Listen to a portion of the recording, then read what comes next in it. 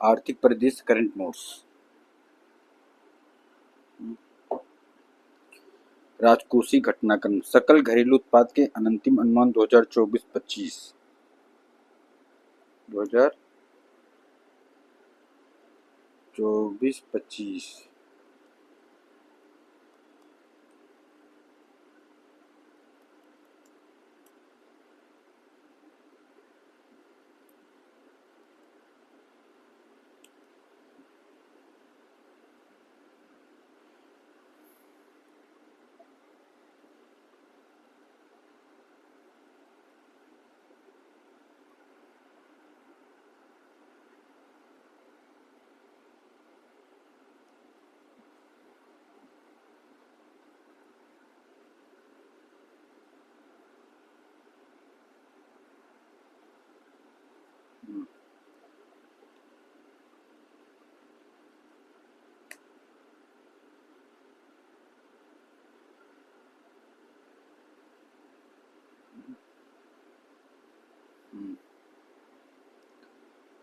सकल घरेलू उत्पाद के अंतिम अनुमान 2024-25।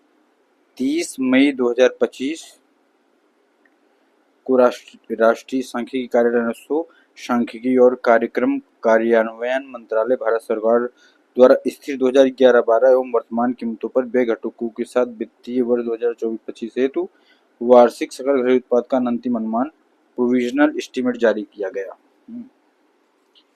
साथ ही वर्ष 2024-25 की चौथी तिमाही जनवरी मार्च के लिए भी जीडीपी के अनुमान जारी किए गए हैं। जारी आंकड़ों के अनुसार वित्त वर्ष 2024 से 25 में जीडीपी वृद्धि दर जीडीपी 6.5% इंपॉर्टेंट आंकड़े हैं, जबकि वित्तीय वर्ष 2023-24 के लिए वास्तविक जीडीपी वृद्धि दर 9.2% अनुमानित है। अब वित्तीय वर्ष 2024-25 नाम मात्र जीडीपी नॉमिनल जीडीपी में वृद्धि 9.8% दर्ज है, जबकि 23-24 के लिए 12% दर्ज है। वित्तीय वर्ष 2024-25 में व्यापक क्षेत्र में नॉमिनल जीडीपी की संरचना है। ये है प्राथमिक क्षेत्र, द्वितीयक क्षेत्र, तृतीयक क्षेत्र।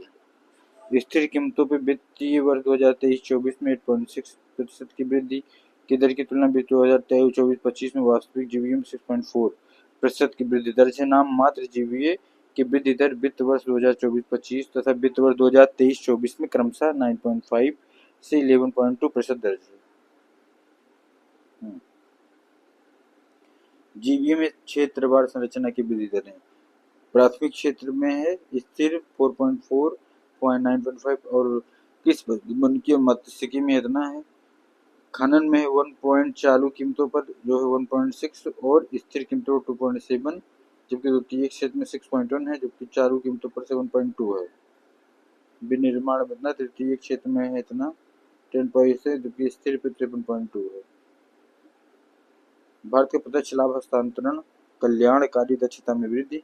भारत में प्रत्यक्ष लाभ हस्तांतरण प्रणाली ने सरकारी कल्याण योजनाओं की डिलीवरी में आमूलचूल परिवर्तन किया। ब्लू क्राफ्ट डिजिटल फाउंडेशन द्वारा किए गए एक नए मात्रात्मक मूल्यांकन के मुताबिक भारत की प्रत्यक्ष लाभ हस्तांतरण डीपीटी प्रणाली ने कल्याणकारी वितरण में रिसाव को रोककर देश को अनुमानित 3.48 लाख करोड़ रुपए बचाने में मदद की है। रिपोर्ट में यह भी पाया गया कि प्रत्यक्ष लाभ हस्तांतरण डीबीटी के कार्यान्वयन के बाद सब्सिडी आवंटन कुल सरकारी व्यय के 16% से घटकर 9% रह गया है। सार्वजनिक व्यय की दक्षता में एक बड़ा सुधार दर्शाता है। यह मूल्यांकन बजटीय दक्षता, सब्सिडी युक्तिकरण और सामाजिक परिणाम पर डीबीटी के प्रभाव की जांच के लिए वर्ष 2009 से 2024 तक के आंकड़ों का विश्लेषण करता है।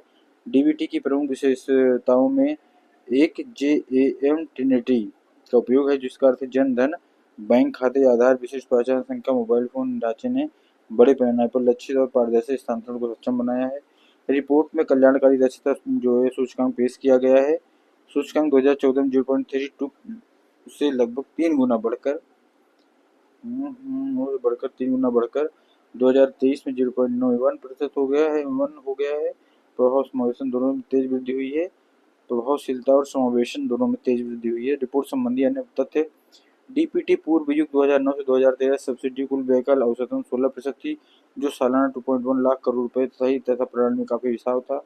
डीपीटी पश्चात युग 2014-2024 में वर्ष 2023-24 में सब्सिडी व्यय कुल व्यय का 9% तक कम हो गया था, जबकि लाभार्थी कवरेज 16 गुना बढ़कर 11 करोड़ से 176 करोड़ हो गया। कोविड-19 अपवाद आपातकालीन वित्तीय उपायों के कारण वर्ष 2020-21 के वित्तीय वर्ष के दौरान सब्सिडी में अस्थायी वृद्धि हुई। हालांकि महामारी के बाद दक्षता में उछाल आया है, जिससे प्रणाली दीर्घकालिक प्रभावशीलता और मजबूत हुई है। खास सब्सिडी इतना लाख करोड़ रुपए की बचत हुई है, जो कुल डीबीटी बचत का 53% है। इंपॉर्टेंट है, 1.82 लाख करोड़ रुपए की बचत हुई है, डीबीटी 53% है। मुख्य रूप से आधार से जुड़े राशन कार्ड प्रमाणी पत्र के कारण संभव हुआ है, ये भी इंपॉर्टेंट फैक्ट है। मनरेगा में 58% मजदूरी समय पर हस्ताक्षरित की गई है। संचय की 42,553 करोड़ तो 34 करोड़ के रुपए की बचत हुई है। पीएम किसान योजना से 2.1 करोड़ रुपए आरोप जो है अयोग्य लाभार्थियों को हटाकर 22,106 करोड़ रुपए की बचत हुई है। उर्वरक सब्सिडी में 158 लाख मीट्रिक उर्वरक की सब्सिडी कम हुई है के माध्यम से 18,699.8 करोड़ रुपए की बचत हुई है। प्रधानमंत्री मुद्रा योजना की 10 वर्ष इंपॉर्टेंट है। प्रधानमंत्री मुद्रा योजना की शुरुआत अप्रैल 2015 में हुई थी। कब हुई थी दोस्तों? 2015। फंडिंग द अनफंडेड मिशन के साथ हुई थी। उद्देश्य छोटे गैर कॉर्पोरेट और असंगठित उद्यमियों को बिना प्रतिपूर्ति ऋण उपलब्ध कराना। 10 वर्ष के भीतर यह योजना वित्तीय समावेशन का प्रमुख स्तंभ बनकर भरी है। ग्रामीण और शहरी क्षेत्रों के करोड़ों सूक्ष्म उद्यमियों का संगठित बैंकिंग प्रणाली जोड़ा गया। प्रधानमंत्री मुद्रा योजना के तहत अब 52 करोड़ से अधिक ऋण खातों में 33.65 लाख करोड़ रुपए अधिक राशि लघु एवं सूक्ष्म उद्यमों को प्रदान की गई है।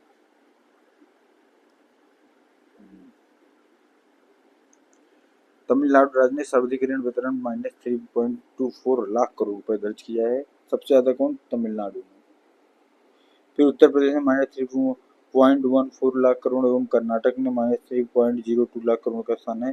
फिर पश्चिम बंगाल, महाराष्ट्र, बिहार, महाराष्ट्र जैसे बड़े राज्य भी 2.7 से 2.8 लाख करोड़ रुपए ऋण वितरित किए हैं। केंद्र शासित प्रदेश में जम्मू कश्मीर सबसे आगे है। लगभग 68% मुद्रा ऋण खाते महिला उद्यमियों है, जो स्वीकृत किए गए हैं। 50% मुद्रा ऋण लाभार्थी अनुसूचित जाति, जनजाति, जनजाति, पिछड़ा वर्ग से आते हैं। कुल मुद्रा ऋण खातों में 11% खाता धारक अल्पसंख्यक समुदाय से हैं। ऋण श्रृंखला द्वारा कराए गए राष्ट्रीय सर्वेक्षण के अनुसार प्रधानमंत्री मुद्रा योजना से लगभग 1.12 करोड़ रुपए है। असर उचित नियंत्रण 3.4% में रहे हैं। योजना से ऋण आकार के अनुसार 4 श्रेणियां। शिशु है 50,000 तक, किशोर है 50,000 से अधिक 5 लाख तक इम्पोर्टेंट है। शिशु 50,000, किशोर 50,000 से 5 लाख तक और तरुण 5 लाख से 10 लाख तक है। हाल ही में जोड़ी गई तरुण प्लस 10 लाख से अधिक इससे 20 लाख तक है। तरुण प्लस विशेष रूप से तरुण श्रेणी के लिए डिजाइन किया गया, जिन्होंने उसे ऋण लिया है और सफलतापूर्वक चुकाया है। IMF रिपोर्ट में मुद्रा योजना को सूक्ष्म उद्यम विकास में महत्वपूर्ण भूमिका निभाने वाला पहल बताया गया है। सेवा, सुशासन और गरीब कल्याण के 11 वर्ष भारत का आर्थिक महाशक्ति के रूप में। अप्रैल 2025 में IMF द्वारा जारी आंकड़ों के अनुसार संदर्भ में नीति आयोग के अनुसार भारत वर्ष 2025 से चौथी सबसे बड़ी वैश्विक अर्थव्यवस्था बन गया, जो आत्मनिर्भर भारत की विजन के तहत घरेलू सुधारों और वैश्विक स्थिति से प्रेरित है। भारत दुनिया की सबसे तेजी से बढ़ने वाली प्रमुख अर्थव्यवस्थाओं में से एक है, जिसे वास्तविक GDP 6.5% की दर से बढ़ रही है और सांकेतिक GDP 106.57 लाख करोड़ रुपए है। इसे 3 गुना बढ़कर 331.03 लाख करोड़ रुपए हो गई है 24-25 में। संचय FDI प्रॉफ $1.05 ट्रिलियन US तो पहुंच गया। अकेले भीतर 2025 के पहले 9 महीनों में इक्विटी प्रवाह एक हुई है।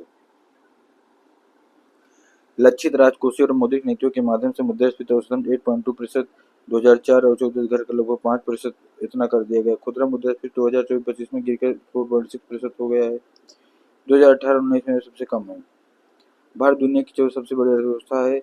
सबसे तेजी बढ़ने वाली प्रमुख अर्थव्यवस्थाओं के रूप में बराबर 2030 तक 7.3 ट्रिलियन US के अनुमानित GDP के साथ दुनिया की तीसरी सबसे बड़ी अर्थव्यवस्था बनने की राह पर है। कोविड के दौरान 29.8 लाख करोड़ रुपए के पैकेज अर्थव्यवस्था को बढ़ाया है। पिछले दशक में भारतीय GDP को उल्लेखनीय परिवर्तन हुआ है। मौजूदा कीमतों पर GDP 2014-15 में 106.57 लाख करोड़ रुपए से बढ़कर 331.03 लाख करोड़ रुपए हो गई है।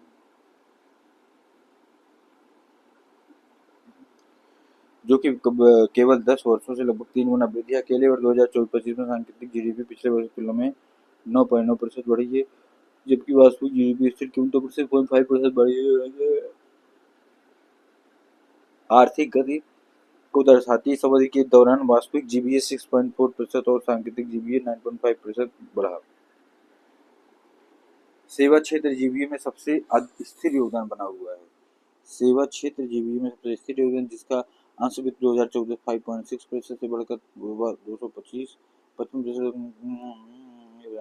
कर राजस्व रिकॉर्ड ऊंचाई पर पहुंच गए। वित्त वर्ष 2026 के लिए कर जीडीपी पर 12% रहने का अनुमान है। भारत की कुल जीडीपी निर्यात में पिछले दशक में उल्लेखनीय वृद्धि देखी गई है। 2013-14 में 468 बिलियन यूएस डॉलर से बढ़कर 2024-25 में 825 बिलियन यूएस डॉलर 825 इम्पोर्टेंट है बिलियन, जो लगभग 76% की पर्याप्त वृद्धि को दर्शाता है। सेवाओं का निर्यात दोगुना से अधिक हो गया है। हर वर्ष 2013-14 में 158 बिलियन यूएस डॉलर से बढ़कर 2024-25 से 347 बिलियन यूएस डॉलर हुए, जो उल्लेखनीय वृद्धि दर्ज कर रहा है। वित्त वर्ष 2023-24 में 25 में भारत के निर्यात में उछाल उसके शीर्ष 3 निर्यात क्षेत्र इंजीनियरिंग सामान, इलेक्ट्रॉनिक का सामान, दवाइयों और निर्यात क्षेत्रों को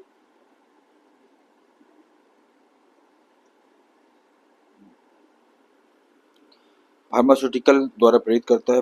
भारत का पेट्रोलियम निर्यात 374.1 बिलियन यूएस डॉलर वित्त वर्ष 2024-25 में सर्वकालिक उच्च स्तर तक पहुंच गया है। इंजीनियरिंग वस्तुएं यूएसए, यूएई, सऊदी अरब और UK, Germany, electronic UAE, USA, Netherlands के लिए।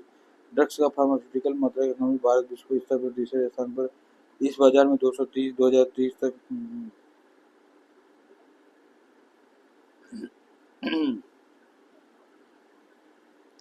वर्ष एफडीआई प्रवाह 84.84 बिलियन यूएस डॉलर है, जो 10 वर्षों में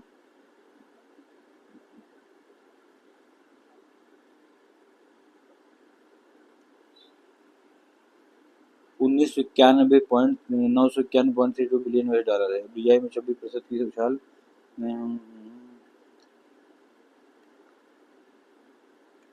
90% से अधिक एफडीआई इक्विटी प्रवाह स्वचालित मार्ग के साथ प्राप्त होगा। 6.63 करोड़ रुपए 6.3 करोड़ रुपए से अधिक उद्यमों के पास में इस क्षेत्र रोजगार सृजन और उद्यमिता में इसके बाद दूसरे स्थान पर महत्वपूर्ण भूमिका निभाता है। 2017 2000 करोड़ रुपए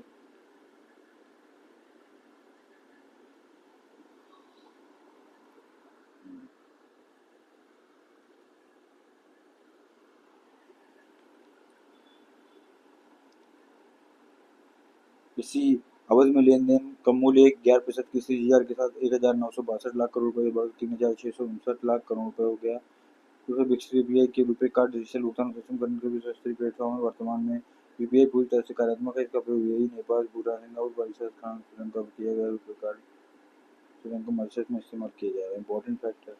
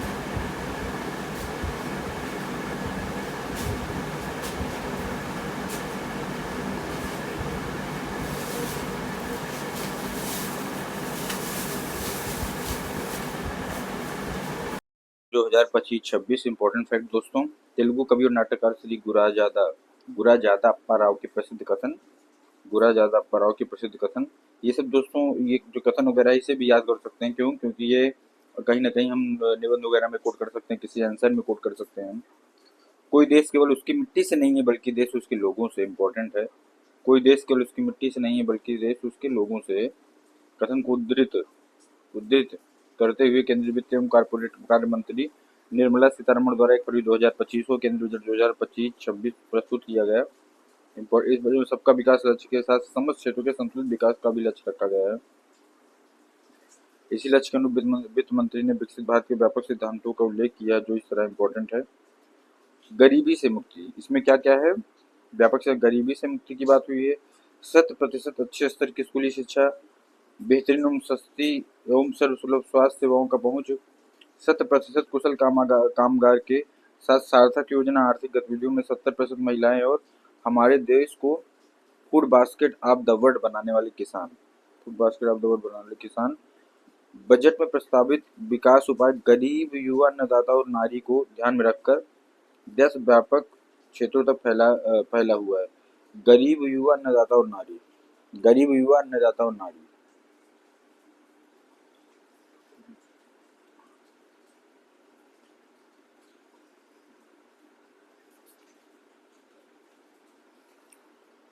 गरीब, युवा, अन्नदाता और नारी ध्यान रखकर किया गया है, 10 व्यापक क्षेत्रों तक फैला हुआ है। कृषि के विकास उत्पादकता को गति प्रदान करना, पहला है 10 व्यापक क्षेत्र में कृषि के विकास और उत्पादकता को गति प्रदान करना। सेकंड है ग्रामीण संपन्नता अनुकूल निर्माण। थर्ड है समावेशी प्रगति के पथ को सबको साथ लेकर चलना। फोर्थ है भारत में विनिर्माण बढ़ाना तथा मेकिंग इंडिया को आगे ले जाना। फिफ्थ है एमएसएमई को सहायता देना। सिक्स है रोजगार द्वारा विकास समर्थन देना। सेवंथ है जनता व अर्थव्यवस्था नवाचार में निवेश करना। एट्थ है ऊर्जा आपूर्ति को सुनिश्चित करना। नाइन्थ है निर्यात को बढ़ावा देना। टेंथ है नवाचार को पोषित करना।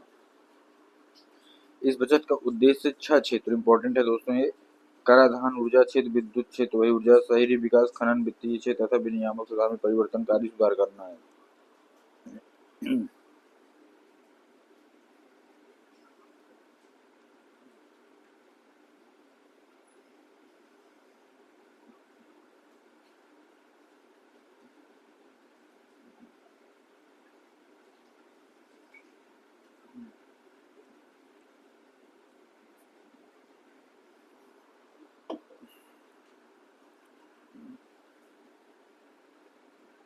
क्षेत्र कराधान, ऊर्जा क्षेत्र, विद्युत क्षेत्र, शहरी विकास, खनन, वित्तीय क्षेत्र और विनियामक सुधार में परिवर्तन में सुधार करना है। केंद्रीय बजट में रेखांकित किया गया है कि कृषि, एमएसएमई, निवेश और निर्यात विकसित भारत की यात्रा के 4 शक्तिशाली इंजन है। इसमें सुधार को ईंधन के रूप में, समावेशिता को मार्गदर्शक के प्रेरणा के रूप में तथा विकसित भारत को लक्ष्य के रूप में रखा गया है। प्रथम इंजन के रूप में कृषि, इंपॉर्टेंट। बजट में राज्यों की भागीदारी के साथ प्रधानमंत्री धन धान्य कृषि योजना की शुरू की गई, बहुत इंपॉर्टेंट है। प्रधानमंत्री धन धान्य, ये क्वेश्चन आने जा रहा है दोस्तों, कौन सी योजना बजट में शुरू गई है? प्रधानमंत्री धन धान्य जो है कृषि योजना की घोषणा की गई। क्या क्या है इसमें? इसके अंतर्गत कम उत्पादकता, कम फसलों की बुआई तथा औसत से कम ऋण मानदंड वाले 100 जिलों को शामिल किया जाएगा। कम उत्पादकता, जहां कम उत्पादन और कम फसल की बुआई होती है, और औसत से कम ऋण मानदंड वाले 100 जिलों को शामिल किया जाएगा। उद्देश्य क्या योजना का? संवर्धित कृषि उत्पादकता, फसल विविधता और सतत कृषि पद्धतियों को अपनाना, पंचायत और ब्लॉक स्तर पर फसल कटाई के बाद भंडारण बढ़ाना और सिंचाई की सुविधाओं में सुधार करना, दीर्घ अवधि और लघु अवधि ऋण की उपलब्धता को सुविधाजनक बनाना। ये इतना चीज है। इस कार्यक्रम के तहत 1.7 करोड़ किसानों को मदद मिलने की संभावना है। 1.7 कौन सा है? प्रधानमंत्री धन धान्य कृषि योजना।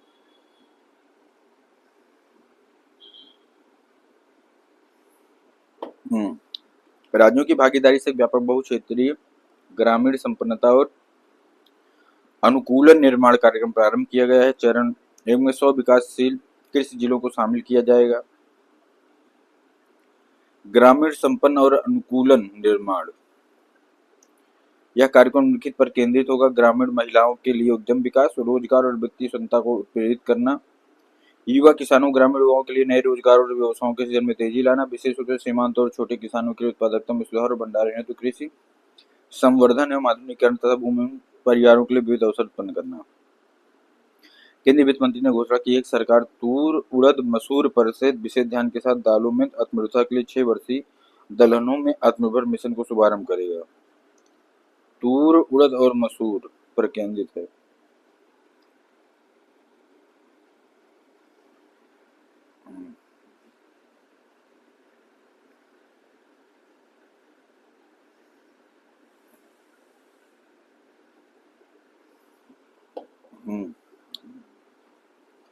दलहनों में आत्मनिर्भरता के लिए मिशन। यह मिशन निम्नलिखित पर बल देगा: जलवायु अनुकूलन, बीजों का विकास और वाणिज्यिक उपलब्धता, प्रोटीन की मात्रा में वृद्धि, उत्पादकता बढ़ाना, फसल कटाई के बाद भंडारण और प्रबंधन में सुधार करना तथा किसानों के लिए लाभकारी मूल्य सुनिश्चित करना। मखानों के उत्पादन, प्रसंस्करण, मूल्य संवर्धन तथा विपणन में सुधार कर लाने हेतु बिहार में मखाना बोर्ड स्थापित किया जाएगा। मखाना बोर्ड। राष्ट्रीय उच्च पैदावार बीज मिशन का कार्यान्वयन किया जाएगा। इंपॉर्टेंट है राष्ट्रीय उच्च पैदावार बीज मिशन। उद्देश्य होगा कि अनुसंधान परियोजना को बढ़ावा देना, उच्च पैदावार, कीट प्रतिरोधी तथा जलवायु अनुकूलन के गुणों से संपन्न बीजों को लक्षित विकास और प्रचार करना तथा जुलाई 2024 में जारी किए गए बीजों की 100 से अधिक किस्मों को वाणिज्यिक स्तर पर उपलब्ध कराना। भारत, इंपॉर्टेंट फैक्ट है, भारत मत्स्य उत्पादन और जलीय कृषि के क्षेत्र में विश्व भर में दूसरा सबसे बड़ा उत्पादक देश है। इंपॉर्टेंट आंकड़ा है दोस्तों, पूछा जाता है क्वेश्चन यहाँ से। कृषि क्षेत्र तो बहुत इंपॉर्टेंट है।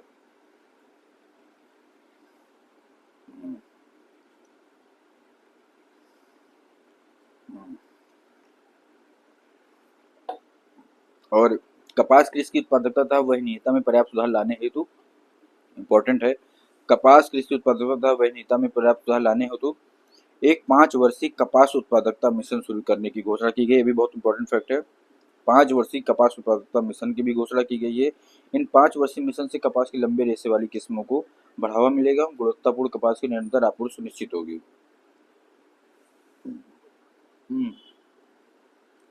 संशोधित ब्याज योजना के अंतर्गत किसान क्रेडिट कार्डों के माध्यम से 7.7 करोड़ किसानों, मछुआरों और डेयरी किसानों को मिलने वाले अल्पकालिक ऋण की सीमा को 3 लाख रुपए से बढ़ाकर 5 लाख रुपए करने की घोषणा की गई। इंपॉर्टेंट फैक्ट है दोस्तों, अल्पकालिक ऋण की सीमा को 3 लाख रुपए से बढ़ाकर 5 लाख रुपए करने की घोषणा की गई।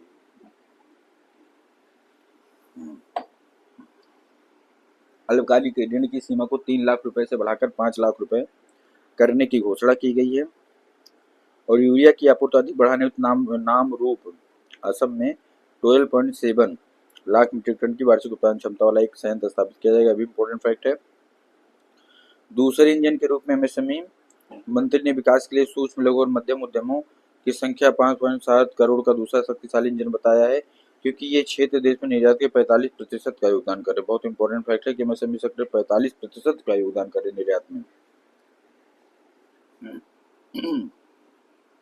वर्तमान में 7.5 करोड़ लोगों को रोजगार देने वाले और विनिर्माण में 36% का योगदान देने वाले, इंपॉर्टेंट फैक्ट है, करने वाले 1 करोड़ से अधिक पंजीकृत एमएसएमई भारत को वैश्विक विनिर्माण केंद्र बनाने का प्रयास कर रहे हैं।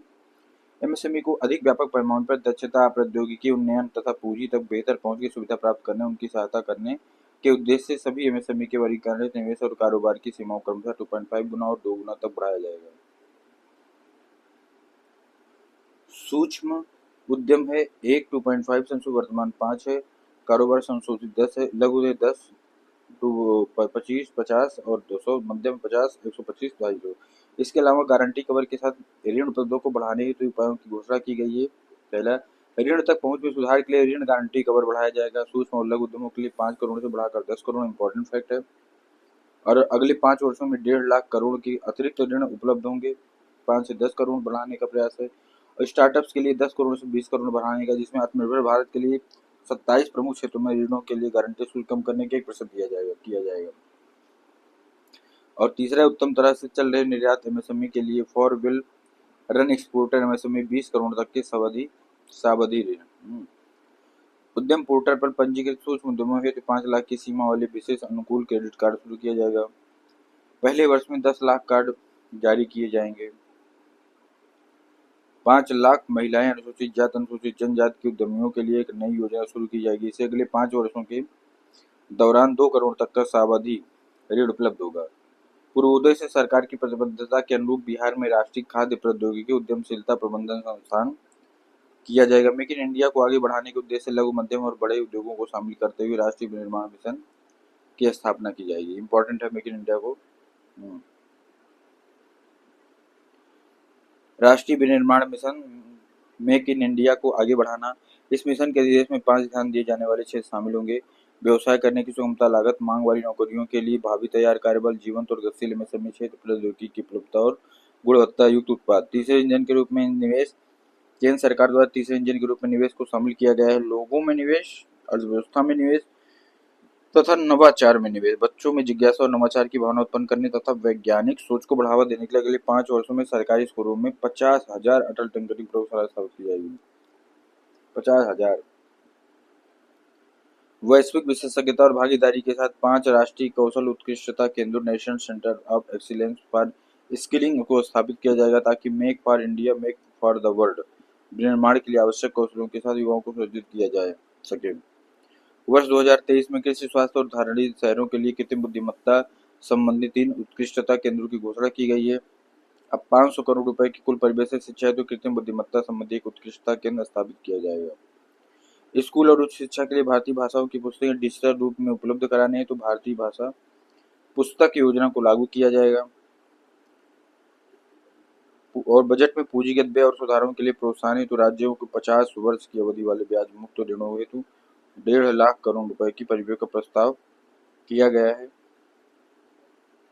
वर्ष 2021 में घोषित प्रथम परिसंपत्ति मौद्रीकरण योजना फर्स्ट एसेट मोनेटाइजेशन प्लान की सफलता को आगे बढ़ाते हुए नई परियोजनाओं में 10 लाख करोड़ की पूंजी निवेश के लिए 2025-30 हेतु द्वितीय परिसंपत्ति मौद्रीकरण योजना शुरू किया जाएगा। प्रथम परिसंपत्ति मौद्रीकरण योजना वर्ष 2019 से 15 करोड़ से अधिक परिवारों को नल से पेयजल किया जा रहा है, जो ग्रामीण आबादी का 80% हिस्सा है। 2019 से इम्पोर्टेंट है। 100% कवरेज हासिल करने हेतु कुल परिव्यय के साथ जल मिशन का विस्तार वर्ष 2028 तक करने की घोषणा की गई है। जुलाई 2024 बजट में घोषित विकास केंद्रों के रूप में शहरों का सृजनात्मक पुनर्विकास तथा जल एवं स्वच्छता के प्रस्तावों को कार्यान्वित करने हेतु सरकार 1 लाख करोड़ की शहरी चुनौती निधि को स्थापित करेगी। सरकार के ऊर्जा परिवेश संबंधी प्रयासों के लिए 2047 तक कम से कम 100 गीगावाट परमाणु ऊर्जा का विकास अत्यावश्यक है। लघु मॉड्यूलर रिएक्टरों के अनुसंधान विकास के लिए 20,000 करोड़ के परिव्यय के साथ परमाणु ऊर्जा मिशन स्थापित किया जाएगा। सामुद्रिक उद्योग के लिए दीर्घकालिक वित्त पोषण हेतु 25,000 करोड़ रुपए की निधि के साथ एक केंद्र सामुदायिक विकास निधि स्थापित की जाएगी। इससे केंद्र सरकार द्वारा 49% तक अनुदान किया जाएगा और शेष राशि पत्तन और निजी क्षेत्र में जुटाई जाएगी। भविष्य में खाद्य और पोषण सुरक्षा के 10 लाख जर्मन प्लाज्मा लाइनों के साथ दूसरे जीन बैंक की स्थापना की जाएगी। इंपॉर्टेंट है। बुनियादी भू स्थानिक अवसंरचना और डाटा विकसित हेतु राष्ट्रीय भू स्थानिक मिशन, नेशनल जियो स्पेशल मिशन शुरू किया जाएगा। पीएम गति शक्ति का उपयोग करते हुए जैसा कि भू अभिलेखों, शहरी योजना और संरचनात्मक परियोजनाओं के डिजाइन के आधुनिकीकरण में सुविधा प्रदान करता है। इंपॉर्टेंट है कि पीएम गति शक्ति योजना क्या है, तो भू अभिलेखों, शहरी योजना और संरचना परियोजनाओं डिजाइन आधुनिकीकरण में सुविधा प्रदान करेगा। शैक्षणिक संस्थानों, संग्रहालयों और पुस्तकालयों और निजी संग्रहकर्ताओं के साथ पांडुलिपियों के सर्वेक्षण, दस्तावेजीकरण और संरक्षण के लिए ज्ञान भारत मिशन शुरू किया जाएगा। 1 करोड़ से अधिक पांडुलिपियों को शामिल किया जाएगा। ज्ञान के आदान प्रदान के लिए भारतीय ज्ञान प्रणाली का एक राष्ट्रीय डिजिटल संग्रह स्थापित किया जाएगा। चौथे इंजन के रूप में निर्यात, क्षेत्रीय और मंत्रालय राज्यों के साथ एक निर्यात संवर्धन मिशन, एक्सपोर्ट प्रमोशन मिशन शुरू किया जाएगा।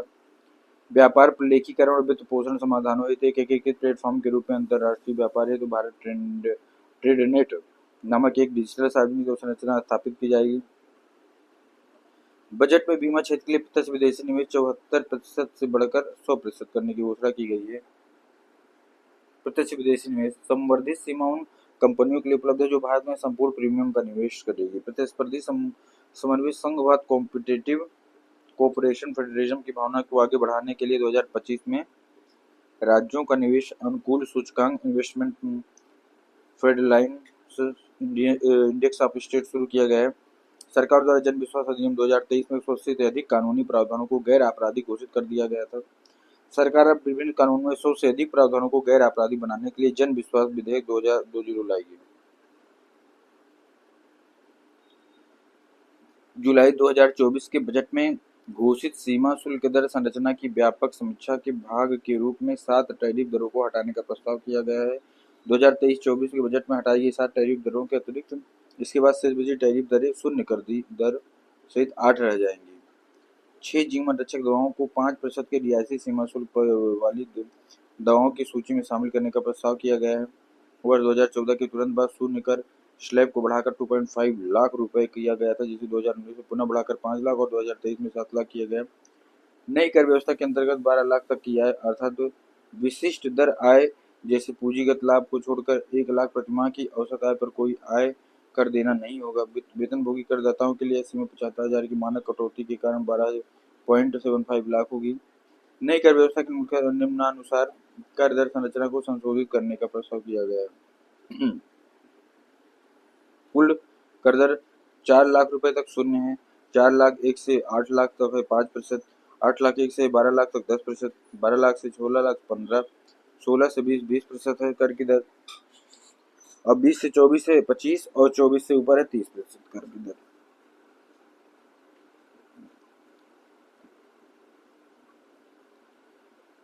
केंद्रीय बजट 2025-26 के प्रमुख तथ्य। वर्ष 2025-26 के लिए प्रस्तुत बजट का आकार अनुमानित व्यय 50,65,345 करोड़ रुपए, 50,65,345 करोड़ रुपए अनुमानित व्यय। बजट का आकार 50,65,345 करोड़ रुपए है। 2025-26 के लिए कुल प्राप्तियां भी 50,65,345 करोड़ रुपए अनुमानित की गई है। 2025-26 में उधारियों के अतिरिक्त कुल प्राप्तियां 34.96 लाख करोड़ तथा कुल व्यय 50.65 लाख करोड़ रहने का अनुमान है।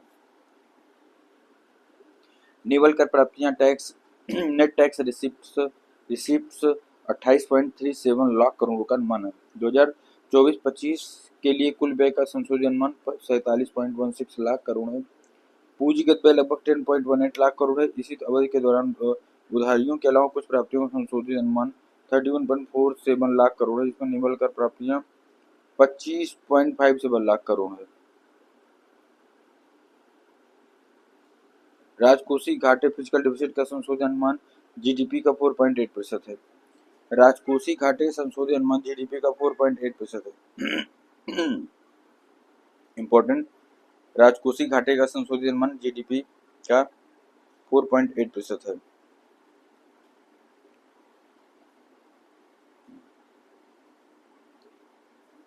कुल प्राप्तियों को यदि राजस्व और पूंजीगत प्राप्तियों बांटा जाए तो कुल प्राप्तियों में से 67.53% लगभग 34.20 लाख करोड़ रुपए की हिस्सा राजस्व प्राप्तियों का, जबकि शेष 32.47% लगभग 16.45 लाख करोड़ रुपए हिस्सा पूंजीगत प्राप्तियों का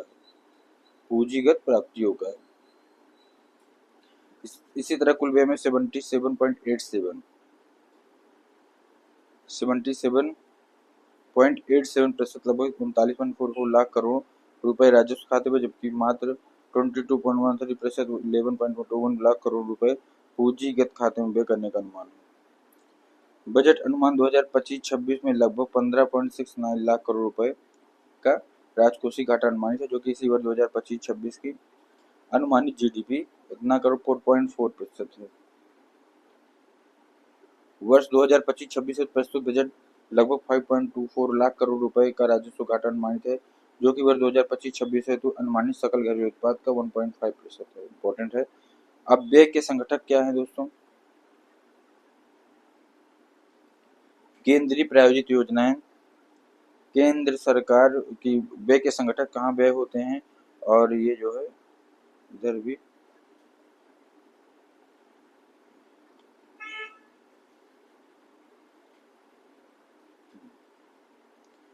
एक मिनट। राजस्व घाटे की बेहतर तस्वीर प्रस्तुत करने हेतु वर्ष 2011-12 के बजट से प्रभावी राजस्व घाटे की गणना की जाने लगी। इंपॉर्टेंट है। कब से? 2011-12 से। बेस एरिया ये बना दिया गया, बेस रेट। 2025-26 के बजट अनुमान को प्रभावी राजस्व घाटा लगभग 0.97 लाख करोड़ रुपए है, जो कि इसी वर्ष की जीडीपी 0.3% अनुमानित है। भारत में प्राथमिक घाटे की अवधारणा वर्ष 1997-98 के बजट से प्रारंभ की गई है। इंपॉर्टेंट, प्राथमिक घाटे की अवधारणा कब से? 1997-98। इंपॉर्टेंट है, फैक्ट है।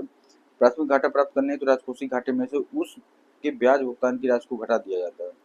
प्राथमिक घाटा प्राप्त करने के लिए राजकोषीय घाटे में से उस ब्याज भुगतान की राशि को घटा दिया जाता है। देखा जाए तो प्राथमिक घाटा 2025-26 में जीडीपी का मात्र 0.8%, लगभग 2.93 लाख करोड़ रुपए अनुमानित किया गया था। कर, टैक्सेस, कर जो है प्रत्यक्ष कर ज्यादा रहा है, अप्रत्यक्ष कर कम रहा है। सकल प्राप्ति टोटल इतना है। बजट अनुमान 2025-26 में सकल कर राजस्व 42.70 लाख 42.70 लाख रुपए, जिसमें शीर्ष 3 आयकर इतना है करोड़, वस्तु कर इतना और निगम कर इतना करोड़ रुपए है बजट अनुमान। अब व्यय के संगठक कहाँ से हैं? ये है कुल व्यय करों में तुल्कों में राजस्व राज्यों का हिस्सा।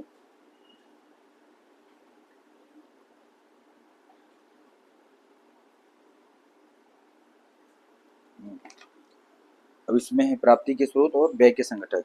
सबसे ज्यादा व्यय देखो सेक्टर, सबसे ज्यादा जो है करों और शुल्कों में राज्यों का हिस्सा, सबसे ज्यादा व्यय का संगठक इधर ही जाता है। करों और शुल्कों में राज्यों का हिस्सा। दूसरे नंबर पे ब्याज अदायगी 20% जाता है। तीसरे नंबर पे केंद्रीय क्षेत्र की योजनाएं, इसमें रक्षा और प्रमुख सब्सिडी और पूंजी परिवेश शामिल है। सबसे ज्यादा करों और शुल्कों में राज्यों का हिस्सा, और फिर ब्याज अदायगी व्यय के संगठक, और सबसे ज्यादा व्यय कहाँ जाता है? करों और शुल्कों में राज्यों का हिस्सा दूसरे नंबर पर है ब्याज अदायगी में। तीसरे नंबर पर केंद्रीय क्षेत्र की योजना, इसमें रक्षा और प्रमुख सब्सिडी पूंजी परिवेश सब शामिल है। 3 ये हो गए। और सबसे कम जो है कहाँ होता है व्यय? तो केंद्रीय प्रायोजित योजनाएं, मतलब सॉरी, सबसे कम कहाँ होता है? तो ये पेंशन में। रक्षा क्षेत्र में कितना? 8%। प्रमुख सब्सिडियों में 6%। वित्त आयोग और अन्य अंतरण 8%। केंद्र प्रायोजित योजनाओं कितना परसेंट दिया? 8%। अन्य योग 8% जाता है। सबसे ज्यादा करों और शुल्कों में राज्यों के हिस्से में जाता है। दूसरे नंबर पर ब्याज आएगी। तीसरे केंद्रीय क्षेत्र की योजना, इसमें रक्षा और प्रमुख सब्सिडी पूंजी परिवेश शामिल है। और सबसे कम पेंशन में जाता है। और 8% रक्षा पे जाता है। और वित्त आयोग और अन्य अंतरण 8% जाता है। कुल प्राप्तियों करोड़ शुल्कों में राज्यों का हिस्सा शामिल है। आंकड़ों में पूर्णतः काली है, आज्ञा में प्रतिनिधित्व शामिल है। और प्राप्ति के स्रोत कहाँ हैं? सबसे ज्यादा कहाँ से पैसा प्राप्त होता है दोस्तों? तो सबसे ज्यादा प्राप्त होता है ऋण भिन्न पूंजी प्राप्तियों से। सॉरी उधार एवं अन्य देवताओं से सबसे ज्यादा प्राप्त होता है। कहाँ से सबसे ज्यादा प्राप्त होता है? उधार एवं अन्य देवताओं से। उसके बाद दूसरे नंबर पे सबसे ज्यादा आयकर से आता है पैसा, उधार एवं अन्य देता है, फिर आयकर से आता है। फिर तीसरे नंबर पर आता है वस्तु एवं सेवा कर से, जीएसटी से। फिर चौथे पे आता है निगम कर। सबसे ज्यादा आता है उधार एवं अन्य देता है, दूसरे पे आता है आयकर, तीसरे पे आता है वस्तु एवं सेवा कर, चौथे पे आता है निगम कर। पहले पे उधार एवं अन्य देता है, दूसरे पे आयकर, तीसरे पे वस्तु एवं सेवा कर और चौथे पे निगम कर। और सबसे कम जो है प्राप्ति के स्रोत का कौन है? 1%। तो वो है ऋण भिन्न पूंजी प्राप्तियां। ये बजट का सार। राजस्व प्राप्तियां इतना है, कर राजस्व इतना है, कर भिन्न राजस्व इतना है, पूंजी प्राप्तियां इतना, कुल प्राप्तियां इतना, कुल व्यय इतना, ब्याज भुगतान इतना, पूंजीगत खाते पर इतना, प्रभावी पूंजी खाता इतना। ये अपना देख लो, अपने सारणी है ये। अब इसे आंकड़े इतने कौन है? इसमें मेन ऊर्जा शिक्षा पे देख लो कितना, ऊर्जा पे देख लो, स्वास्थ्य पे देख लो, सामाजिक कल्याण पे देख लो, 60,052। और ये राजस्व घाटा, प्रभावी राजस्व, पूंजी खाता, ये टर्म बहुत इंपॉर्टेंट है। ब्याज भुगतान क्या होता है, पूंजी खाता क्या होता है, प्रभावी पूंजी खाता कैसे निकलता है, राजस्व घाटा, प्रभावी राजस्व, राजकोषीय घाटा, प्राथमिक घाटा, ये सब का टर्म बहुत इंपॉर्टेंट है दोस्तों। बजट अनुमान और संशोधित अनुमान। नैनो द्वारा जारी सूचना के आधार पर वित्त वर्ष 2025-26 के लिए जीडीपी अनुमान 3,56,97,923 करोड़ है। इसमें वित्त वर्ष 2024-25 के लिए संशोधित अनुमान 3,24,11,406 करोड़ रुपए है की राशि में 10.1% की वृद्धि हुई है। इंपॉर्टेंट है, कितनी की? 10.1% की वृद्धि हुई है। बजट अनुमान 2025-26 में ब्याज भुगतान हेतु लगभग 12.76 लाख करोड़ रुपए अनुमानित है, जो 2024-25 के बजट अनुमान 11.63 लाख करोड़ रुपए लगभग 9.75 करोड़ से अधिक है। विगत वर्षों में ब्याज भुगतान राशि में निरंतर वृद्धि की प्रवृत्ति रही है। बहुत इंपॉर्टेंट फैक्ट है, निरंतर वृद्धि की। रक्षा मंत्रालय इतना है, रेलवे सब आंकड़े दोस्तों देख लेना, ऐसा क्वेश्चन उतना पूछता नहीं है। एक बार अगर है तो चीजें आ गई तो अलग बात है। अब यह आवंटित राशि का पीएम पोषण पे कितना है, 12,500 करोड़ रुपए आवंटित है। ये प्रधानमंत्री ग्राम सड़क योजना पे कितना है, तो 19,000 है। कितना है, 19,000 करोड़। पीएम किसान पे है 63,500 करोड़, पूछा जाता है। प्रधानमंत्री गरीब कल्याण योजना में कितना है, ये है 20,03,000 करोड़ रुपए। मनरेगा में बहुत इंपॉर्टेंट है, पूछा जाता है, 86,000 करोड़ रुपए दिया गया है। समग्र शिक्षा में 41,250 रुपए दिया गया है। फसल बीमा 12,242 करोड़ दिया गया है। स्वच्छ भारत शहरी स्वच्छ भारत मनरेगा इंपॉर्टेंट है। पीएम किसान 63,500, प्रधानमंत्री ग्राम सड़क 19,000 है, पीएम पोषण इतना है 12,500, और ये सब होगा। बजट अनुमान 2025-26 में सब्सिडी कुल व्यय ये है 42,62,000 जो है 42,06,216.21 करोड़ रुपए अनुमानित है। इसमें खास सब्सिडी कितनी है दोस्तों, बहुत इंपॉर्टेंट है ये 2,03,420 करोड़ रुपए इंपॉर्टेंट है। उर्वरक सब्सिडी कितनी है दोस्तों, 1,67,887.20। यूरिया सब्सिडी इतना करोड़ है तथा एलजीपी सब्सिडी है 12,100 करोड़ रुपए अनुमानित इंपॉर्टेंट है।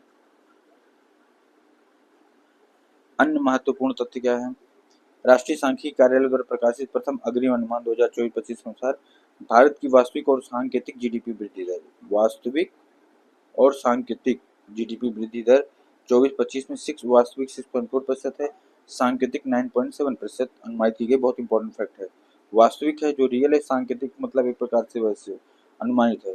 वित्त वर्ष 2024-25 में जहां बेहतर खरीफ फसल पैदावार और अच्छी रबी फसल की उम्मीद के कारण कृषि क्षेत्र में इतना प्रतिशत की अनुमानित दर से सुदृढ़ होने की उम्मीद है। मुझे लगता है उम्मीद वाला जो है नहीं उतना आएगा। वहीं द्योगिक क्षेत्र में 6.2% की वृद्धि दर्ज करने की अपेक्षा है। निरंतर वैश्विक अनिश्चितता ने विनिर्माण संबंधी निर्यात को प्रभावित किया है। सेवा क्षेत्र में इतना प्रतिशत वृद्धि होने का अनुमान है। भारत के अनुमान ज्यादा नहीं पूछेगा। भारत के सेवा क्षेत्र निर्यात ने अप्रैल-दिसंबर 2024 में 11.6% की अच्छी वृद्धि दर्ज की है। इसके अप्रैल-दिसंबर 2024 में 131.3 बिलियन यूएस डॉलर की निवल सेवा प्राप्तियों का योगदान किया है। भारत का चालू लेखा घाटा कैसे, यदि वित्त वर्ष 2023-24 की दूसरी तिमाही में जीडीपी के 1.3% की तुलना में वित्त वर्ष 2024-25 की दूसरी तिमाही में जीडीपी के 1.2% पर संयत रहा। भारत का विदेशी मुद्रा भंडार दिसंबर 2024 के अंत तक 640.3 बिलियन यूएस डॉलर अनुमानित किया गया है।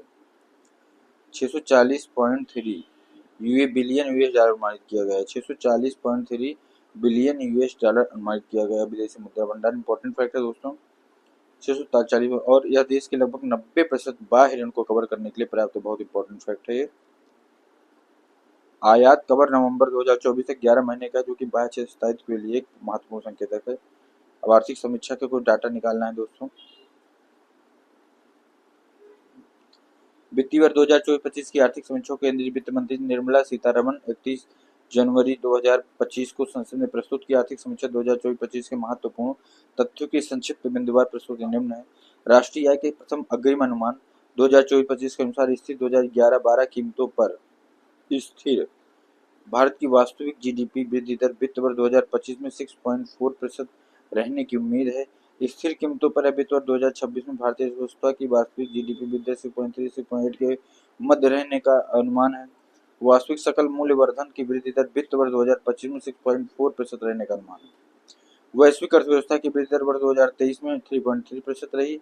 IMF के अनुसार वर्ष 2024 एवं 2025 में क्रमशः 3.2% एवं 3.3% की वृद्धि दर का दर्ज है। 3.2 और 3.3 की वृद्धि अनुमानित है। साथ ही अगले 5 वर्षों के लिए वैश्विक वृद्धि औसतन 3.2% के आसपास अनुमानित है। खुदरा मुद्रास्फीति हेडलाइन वित्त वर्ष 2024 के 5.4% से घटाकर अप्रैल-दिसंबर 2024 में 4.9% हो गई। पूंजीगत व्यय और राजकोषीय घाटा। राजकोषीय घाटा कम हुआ है, 5.6 हो गया है, और पूंजीगत व्यय क्या हुआ है, बढ़ गया है।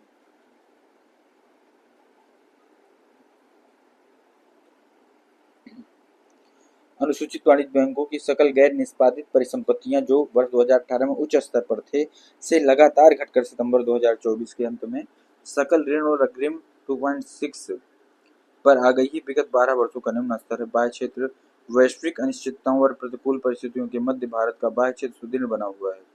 वित्त वर्ष 2025 के पहले 9 महीने में कुल निर्यात वस्तु एवं सेवा वर्ष दर 6% की वृद्धि दर्ज करते हुए 602.6 बिलियन यूएस डॉलर तक पहुंच गया है।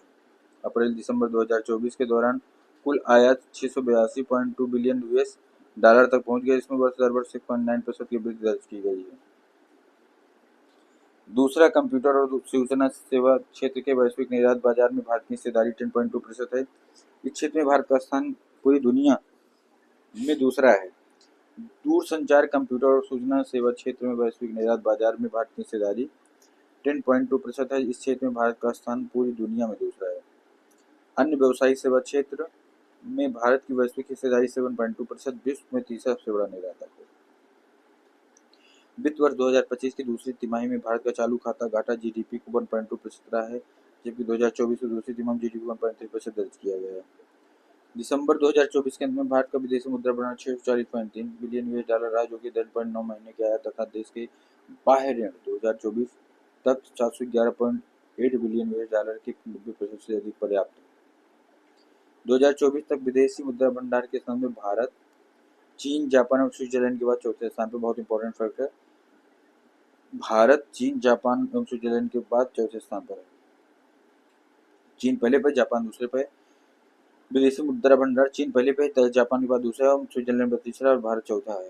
भारत वैश्विक स्तर पर कपड़ा और परिधान का छठा, सब बहुत इंपॉर्टेंट फैक्ट है, भारत जो वैश्विक स्तर पर कपड़ा और परिधान का छठा सबसे बड़ा निर्यातक है।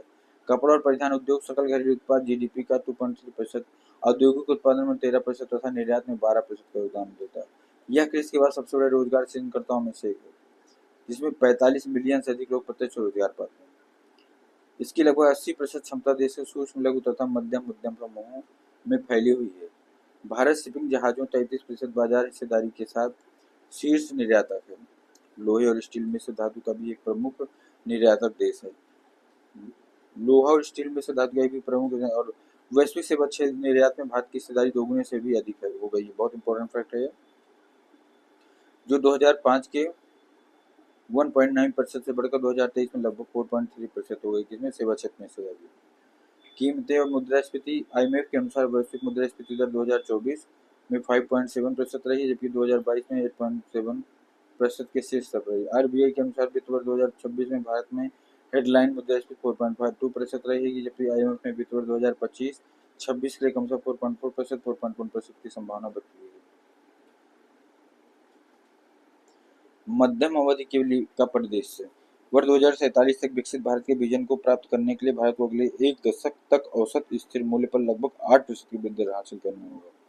औसतन स्थिर मूल्य पर 8% की इस वृद्धि दर को प्राप्त करने हेतु निवेश को जीडीपी के लगभग 35% तक बढ़ाना होगा। जीडीपी के 35, जो वर्तमान 31% का है।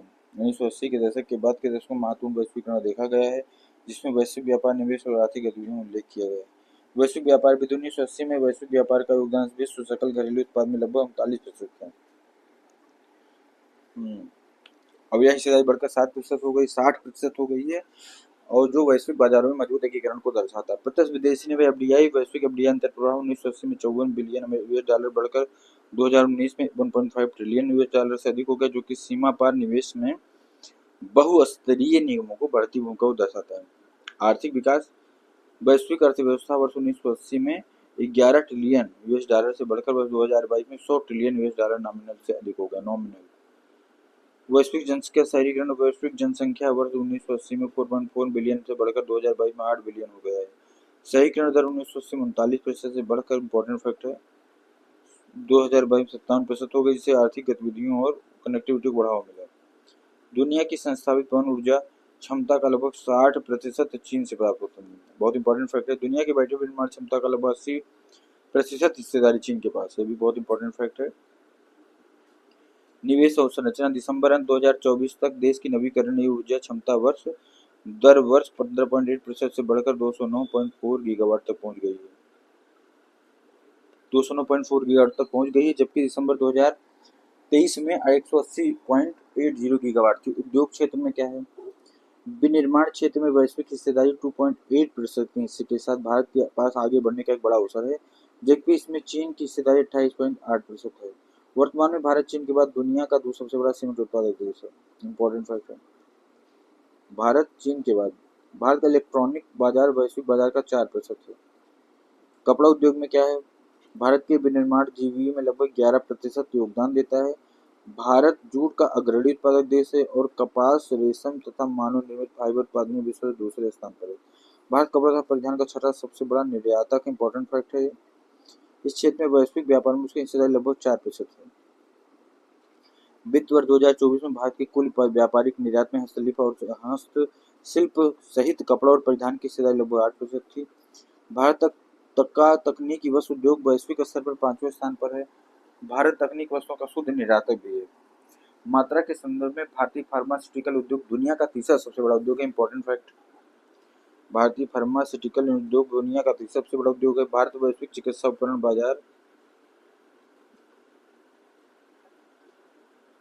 बाजार का 1.5% अनुमान रखता है। संदर्भ में भारत एशिया में जापान, चीन, दक्षिण कोरिया के बाद चौथे स्थान पर है। 99% स्मार्टफोन अब घरेलू स्तर पर देश में निर्मित हो रहे हैं। इंपॉर्टेंट फैक्ट, जिसमें भारत की आयात पर निर्भरता उल्लेखनीय तौर पर कम हो गई है। WIPO रिपोर्ट 2022 के अनुसार भारत विश्व में 10 पेटेंट फाइल करने वाले देशों में छठे स्थान पर है। विश्व में, ये इंपॉर्टेंट फैक्ट है। सूक्ष्म लघु मध्यम उद्यम क्षेत्र अपेक्षाकृत कम पूंजी लागत पर बड़ी संख्या में नौकरियों का सृजन करके इसके बाद दूसरे स्थान पर महत्वपूर्ण भूमिका निभाता है। MSME क्षेत्र की सहायता के लिए सरकार ने 50,000 करोड़ रुपए के कोष में भारत आत्मनिर्भर सिर्फ रिलायंट इंडियन कोष स्थापित किया। इस कोष फंड में सरकार की ओर से 10,000 करोड़ रुपए तथा निजी इक्विटी वेंचर कैपिटल फंड के माध्यम से 40,000 करोड़ रुपए का प्रावधान है। सेवा क्षेत्र वैश्विक सकल घरेलू उत्पाद में सेवा मूल्य वर्धन का योगदान लगभग 62% है। देश के सकल मूल्य वर्धन में सेवा क्षेत्र का योगदान वित्त वर्ष 2014 की 50.6% से बढ़कर वित्त वर्ष 2025 में प्रथम विनिर्माण 2024-25 में लगभग 55.3% पहुंच गया है। वर्ष 2023 में वैश्विक सेवा निर्यात में भारत 4.3% हिस्सेदारी के साथ विश्व में 7वें स्थान पर है। 13% हिस्सेदारी के साथ यूएसए शीर्ष पर है। इसके बाद यूके, जर्मनी, आयरलैंड, चीन तथा फ्रांस का स्थान आता है।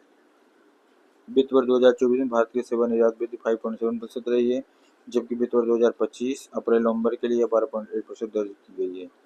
वित्त वर्ष 2024 में सेवा आयात में 2.9% की गिरावट है, जबकि वित्त वर्ष 2025 में अप्रैल नवंबर के दौरान 13.9% की वृद्धि दर्ज की गई। पिछले दशक वित्त वर्ष 2013 से वित्त वर्ष 2023 में सूचना और कंप्यूटर आधारित सेवाओं में 12.8% की वृद्धि हुई है। इसमें सकल मूल्य वर्धन में हिस्सेदारी वित्त वर्ष 2023 6.3% से बढ़कर वित्त वर्ष 2023 में 10.9% हो गई। कृषि और खाद्य प्रबंध बहुत इंपॉर्टेंट फैक्ट है दोस्तों, यहाँ से क्वेश्चन बनता ही बनता है, फोकस करते रहिएगा दोस्तों। अगर आप प्रीवियस ईयर क्वेश्चन को देखते होंगे तो यहाँ से क्वेश्चन फिक्स है। क्वेश्चन 2-3 क्वेश्चन बहुत बहुत इंपॉर्टेंट है कृषि सेक्टर, अगर आपको RO में सिलेक्शन लेना है।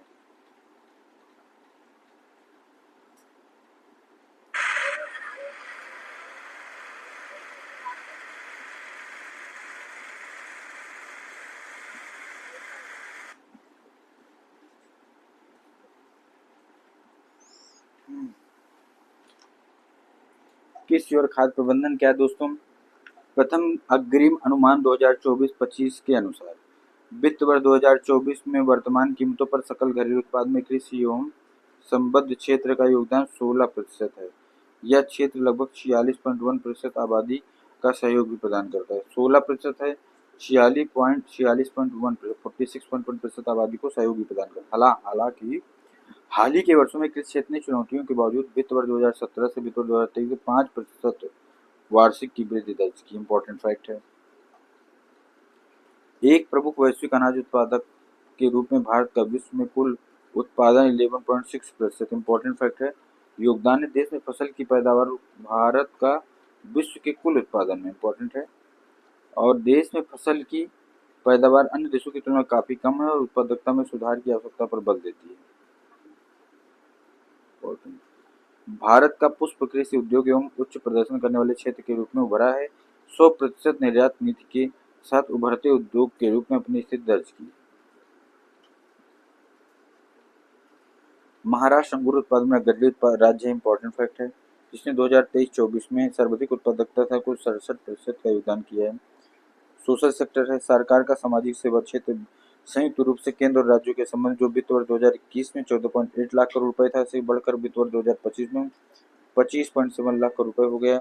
विगत 5 वर्षों में 2021 में वित्त वर्ष 2025 में दौरान सामाजिक सेवा में 15% की चक्रवृद्धि वार्षिक वृद्धि दर दर्ज की गई। वित्त वर्ष 2015 से वित्त वर्ष 2022 के मध्य देश के कुल स्वास्थ्य व्यय में सरकारी स्वास्थ्य व्यय की हिस्सेदारी 29% से बढ़कर 48% हो गई। इसी अवधि के दौरान कुल स्वास्थ्य व्यय में लोगों द्वारा दी जाने वाली आउट ऑफ पॉकेट एक्सपेंडिचर की हिस्सेदारी 62.6% से घटकर 39.4% हो गई है।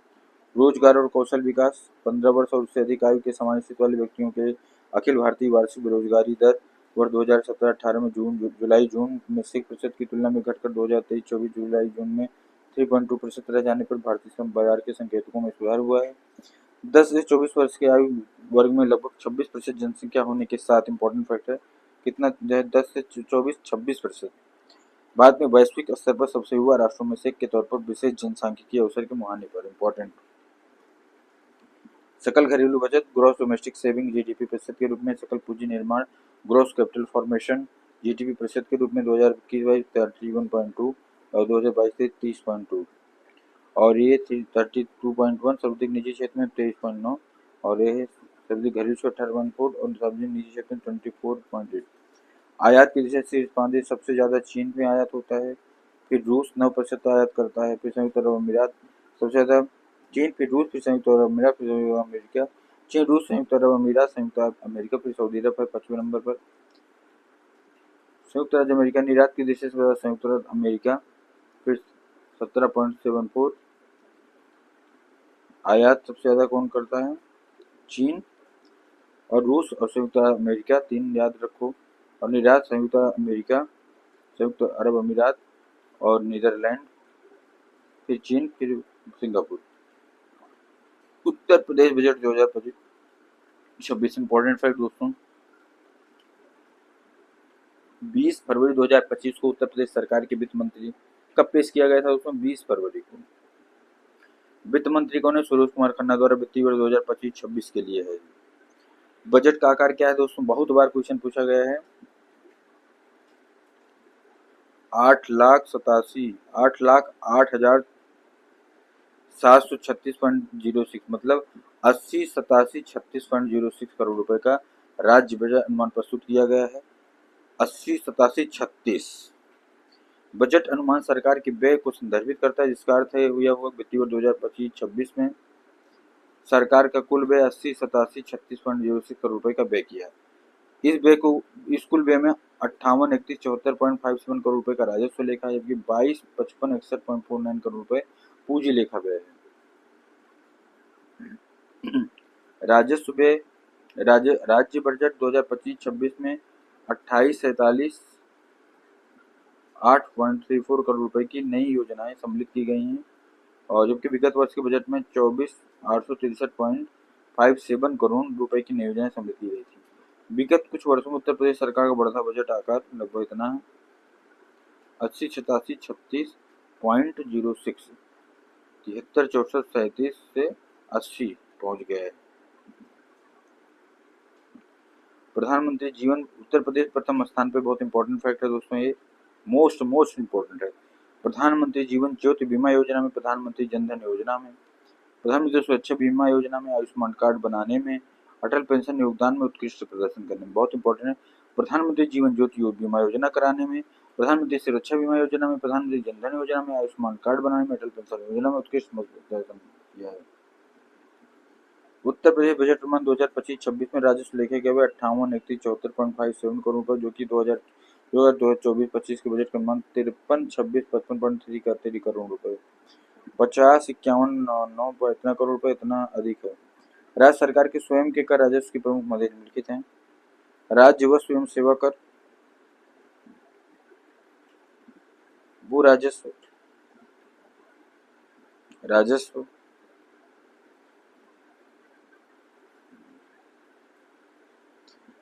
उत्तर प्रदेश योग 41 2025-26 संबंधी अन्य महत्वपूर्ण तथ्य। 20 फरवरी 2025 उत्तर प्रदेश सरकार व पशु बजट का लक्ष्य प्रदेश की अर्थव्यवस्था को इम्पोर्टेंट फैक्ट है $1 ट्रिलियन बनाने का था, जिस हेतु राज्य सरकार 10 क्षेत्रों को चिन्हित किया है। बहुत इंपॉर्टेंट है। कृषि वो क्षेत्र कौन कौन से हैं?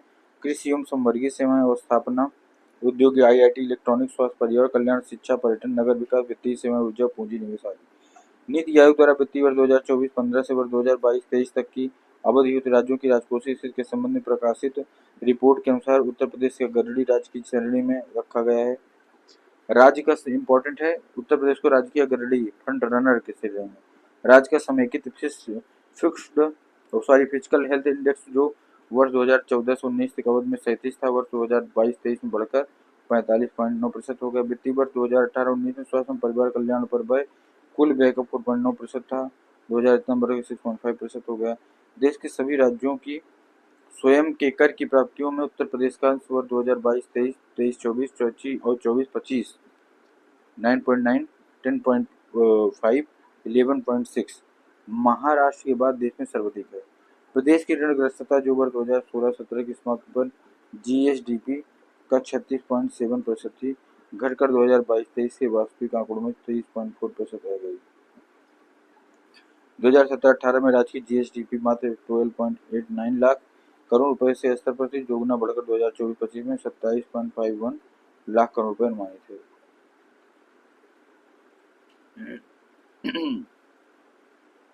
GDP वृद्धि दर के संदर्भ में उत्तर प्रदेश अग्रणी स्थान पर है, जहां वर्ष 2023-24 में देश की GDP वृद्धि 9.6% थी।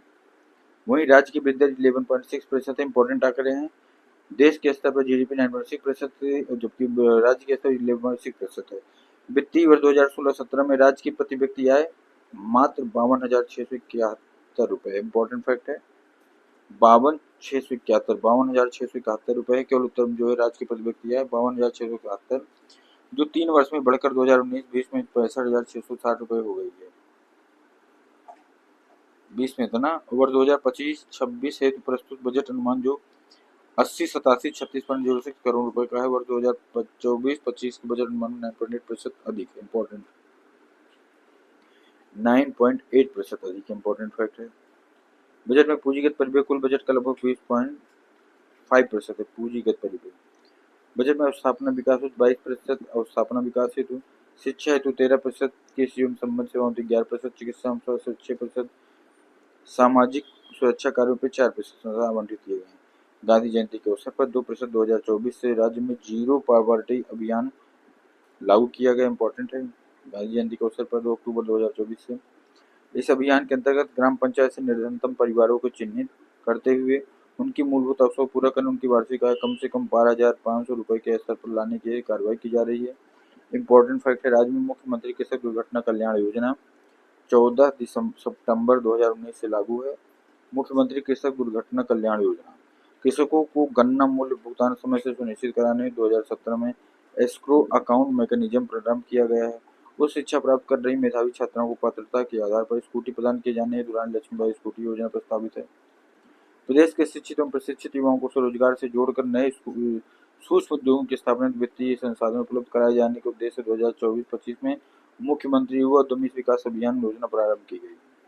यह अपनी तरह की पहली योजना है जिसे सूक्ष्म उद्यम स्थापित करने हेतु युवाओं को गारंटी मुक्त एवं ब्याज मुक्त ऋण उपलब्ध कराया जा रहा है। योजना के अंतर्गत प्रति 1 लाख नए सूक्ष्म उद्यमों की स्थापना की जाने का लक्ष्य है। मनरेगा के तहत वित्तीय वर्ष 2024-25 में 26 करोड़ मानव दिवस के लक्ष्य के साथ 8 जून 2025 27.40 करोड़ का मानव दिवस सृजन। मानव दिवस सृजन तथा वित्तीय प्रगति के देश में उत्तर प्रदेश प्रथम स्थान पर है। मनरेगा के तहत वित्तीय वर्ष 2024-25 में महिलाओं की सहभागिता 42% है। लगभग 96 लाख MSME इकाइयों की संख्या 1.65 करोड़ रुपए लोगों को रोजगार प्रदान के दृष्टिकोण से उत्तर प्रदेश देश के सभी राज्यों में अग्रणी है। हथकरघा उद्योग कृषि मित्र के बाद उत्तर प्रदेश का सर्वाधिक रोजगार उपलब्ध कराना विकेंद्रीकरण कुटीर उद्योग है। बहुत इंपॉर्टेंट फैक्ट है। प्रदेश में 30,000 करोड़ रुपए के अनुमानित निवेश से 8 डाटा सेंटर पार्क की स्थापना, 9 करोड़ मेगा क्षमता का निर्माण। सेमीकंडक्टर क्षेत्र में वैश्विक निवेशकों को आकर्षित करने तो उत्तर प्रदेश सेमीकंडक्टर ने 2024 प्रख्यापित की गई है। सेमीकंडक्टर इकाइयों में डेडिकेटेड प्रावधान आरंभ करने वाला उत्तर प्रदेश देश का चौथा राज्य बना। इंपॉर्टेंट है सेमीकंडक्टर इकाइयों हेतु राज्य में 5 कृषि प्रौद्योगिकी विश्वविद्यालय स्थापित, इंपॉर्टेंट फैक्ट। राज्य में 5 अंतर्राष्ट्रीय हवाई अड्डों की स्थापना, बहुत इंपॉर्टेंट फैक्ट है, जिसमें 4 क्रियाशील। उत्तर प्रदेश बजट में रुपया आता कहाँ से, जाता कहाँ से? रुपया आता है कहाँ से सबसे ज्यादा? स्वयं कर राजस्व 37.4% है।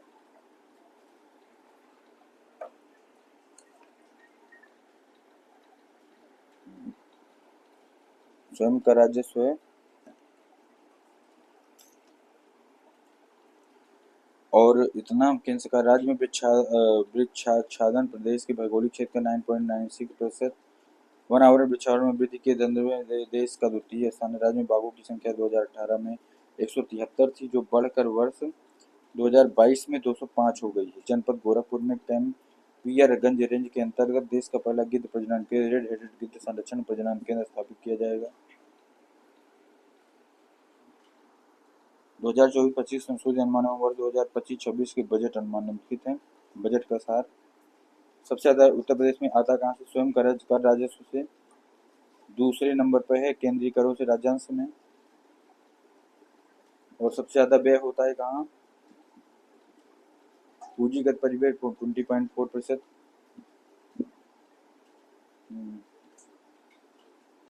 सबसे ज्यादा कहाँ व्यय होता है? पूंजीगत परिव्यय में 20 पॉइंट उतना। दूसरे नंबर पर पेंशन नहीं, दूसरे नंबर वेतन सरकारी जो है कर्मचारी की पेंशन है। तीसरे नंबर पर आयकर अधिनियम 1961 निरस्त किया गया है। आगे आयकर विधेयक 2025 एक प्रमुख कर सुधार है। सरकार जुलाई 2024 के बजट में घोषणा की गई है कि आयकर अधिनियम 1961 की एक समयबद्ध और व्यापक समीक्षा की जाएगी, ताकि इसे संक्षिप्त, स्पष्ट और पढ़ने समझने हेतु आसान बनाया जा सकेगा। आयकर विधेयक 2025 इनकम टैक्स बिल 2025 क्या है दोस्तों, तैयार किया गया। जो आयकर सरकार अधिनियम आयकर अधिनियम 1961 निरस्त कर उसे असम पर लागू करने का प्रस्ताव है। 13 फरवरी 2025 को निर्मला सीतारमण द्वारा संसद लोकसभा में आयकर विधेयक 2025 प्रस्तुत किया गया। विधेयक 6 दशक पुराने आयकर अधिनियम 1961 की जगह लेगा।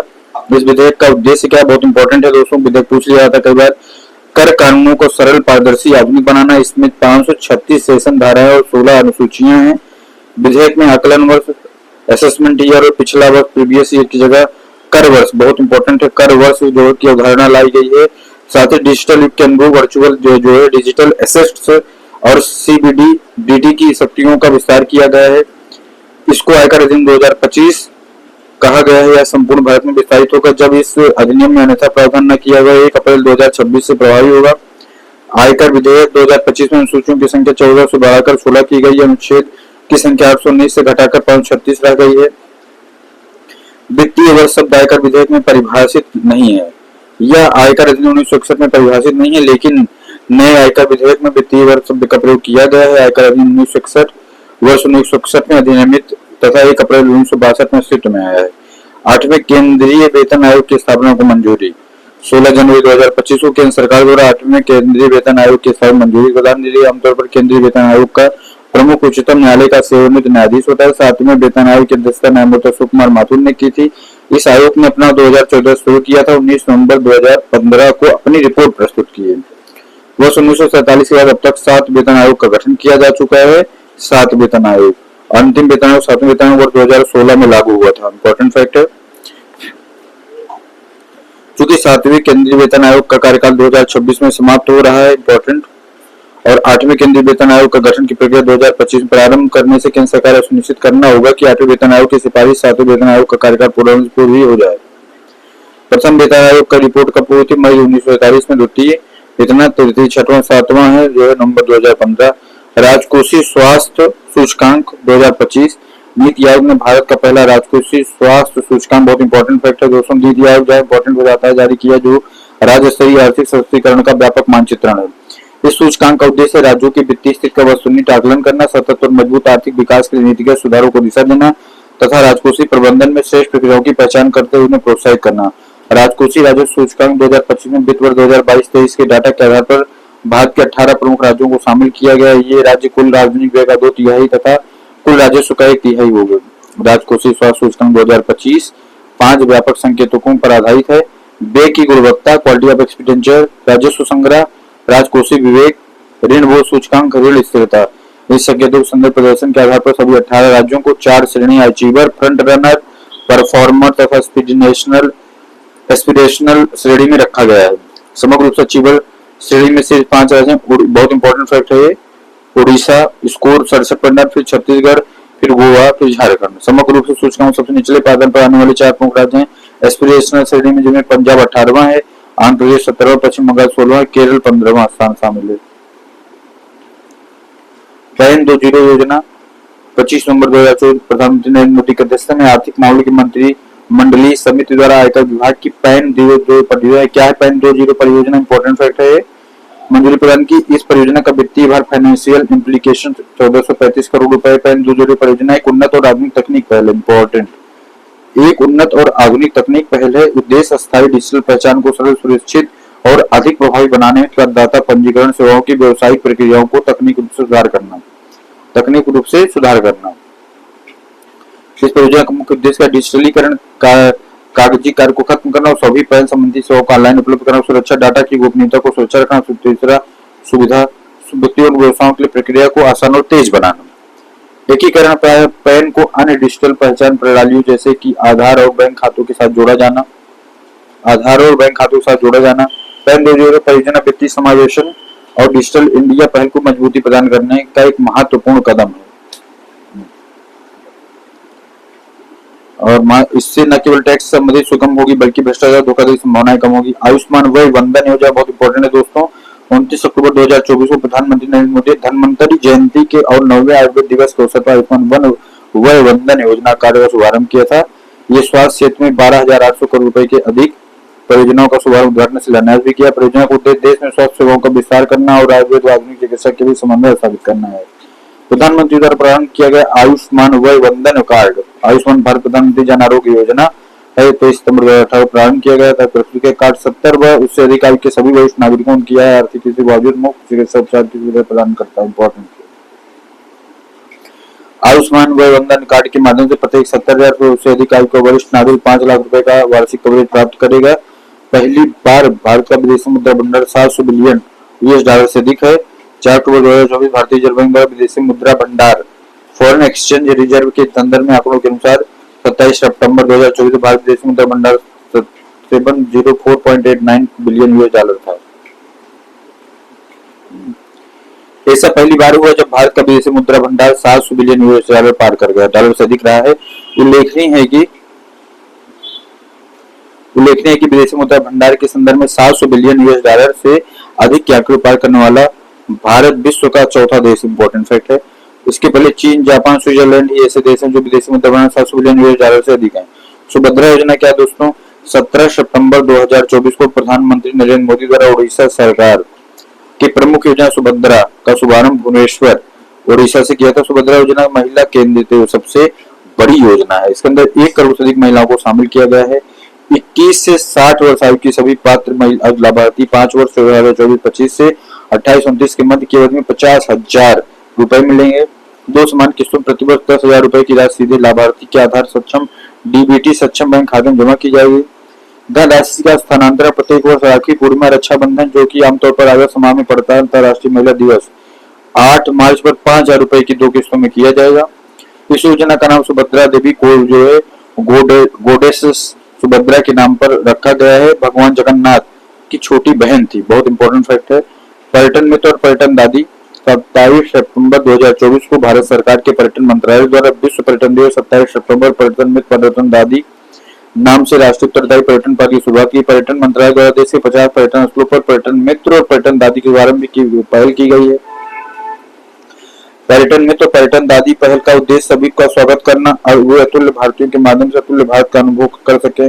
भारत में आने वाले पर्यटन में अधिक स्वागत हो, आतिथ्य योग और यादगार अनुभव बन सके। केंद्रीकृत पेंशन भुगतान प्रणाली 4 सितंबर 2024 को केंद्रीय श्रम रोजगार मंत्री मनसुख मंडाविया द्वारा कर्मचारी पेंशन योजना 1995 हेतु केंद्रीकृत पेंशन भुगतान प्रणाली के प्रस्ताव को मंजूरी प्रदान की। इस प्रणाली के तहत 1 जनवरी 2025 से पूरे भारत में कहीं भी किसी भी बैंक की किसी भी शाखा के जरिए पेंशन पाना संभव हो जाएगा। यह प्रणाली पेंशन भुगतान आदेश को एक कार्यालय से दूसरे कार्यालय में स्थानांतरित करने की आवश्यकता के बीच पूरे भारत में पेंशन का वितरण सुनिश्चित करेगी। भले ही पेंशन होगी अपना स्थान बैंक शाखा बदल देगा। उन पेंशन भोगियों के लिए बड़ी राहत होगी जो सेवानिवृत्ति के बाद अपने गृहनगर चले गए।